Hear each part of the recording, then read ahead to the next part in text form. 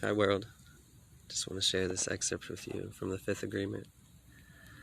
When we're born, there are no words in our mind, sorry about that, but we have the brain and we have eyes, and our brain captures images that come from light. We start perceiving light, and the reaction of our brain to light is an endless play of images in our imagination and our mind. When the brain is awake, there's a material frame that makes us perceive things in a linear way. When the brain's asleep, there is no frame, and the dream has a tendency to change constantly. Even with the brain awake, we have the tendency to daydream, and the dream is constantly changing. The imagination is so powerful, it takes us to many places. We see things in our imagination that other people don't see. We hear things that other people don't hear. Imagination gives movement to the images we see, but the images only exist in the mind, in the dream. Light, images, imagination, dreaming. You're dreaming right now. This is something you can easily verify. Imagine looking into a mirror. Inside the mirror is a whole world of objects, but you know that what you see is just a reflection of what's real. It looks like it's real. It looks like the truth, but it's not real. It's not the truth. If you try to touch the objects inside the mirror, you only touch the surface of the mirror. What you see inside the mirror is just an image of reality, which means it's virtual reality. It's a dream. It's the same kind of dream that humans dream with the brain awake, because what you see inside the mirror is a copy of a reality that you create with the capacity of your eyes and your brain. It's an image of the world that you construct within your mind, which means it's how your mind perceives reality. What a dog sees in the mirror is how the dog's brain perceives reality. What an eagle sees in the same mirror is how the eagle's brain perceives reality. And it's different from your own. Now imagine looking into your eyes instead of a mirror. Your eyes perceive light that's being reflected from millions of objects outside your eyes. Billions of rays of light come from everywhere. They go inside your eyes and project images of objects in your eyes. You think you're seeing all those objects, but the only thing you're really seeing is light that's being reflected. Everything you perceive is a reflection of what's real, just like the reflections in the mirror, except for one important difference. Behind the mirror, there's nothing, but behind your eyes is a brain that tries to make sense of everything.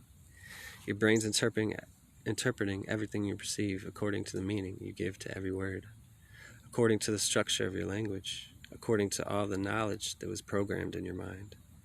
Everything you perceive is being filtered through your entire belief system, and the result of interpreting everything you perceive by using everything you believe is your personal dream, an entire virtual reality in your mind. Perhaps you can see how easy it is for humans to distort what we perceive. Light reproduces a perfect image of what is real, but we distort the image by creating a story with all these opinions and beliefs that we learned. We dream about it with our imagination, and by agreement, we think our dream is the absolute truth, when the real truth is that our dream is a relative truth, a reflection of the truth that's always going to be distorted by all the knowledge we have stored in our memory.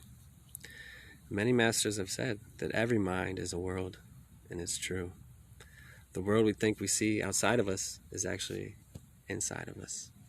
It's just images in our imagination. It's a dream. And this has been known for centuries, not only in Mexico by the Toltecs, but in Greece and Rome and India and Egypt. People all over the world have said life is a dream. The question is, are we aware of it?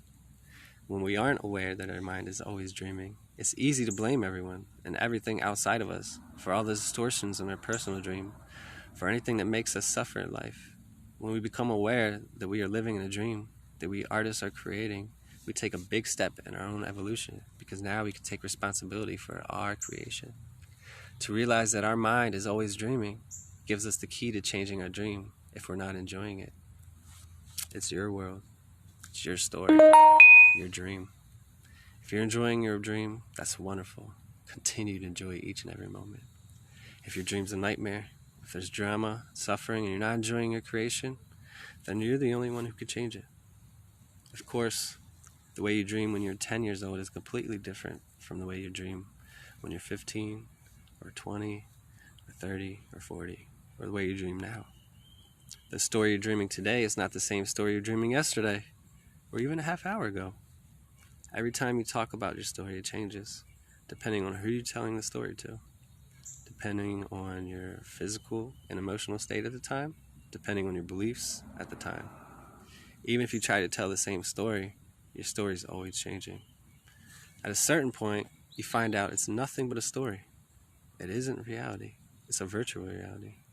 And if the story is changing anyway, then why not direct the change with awareness? Now, that excerpt was from The Fifth Agreement by Don Miguel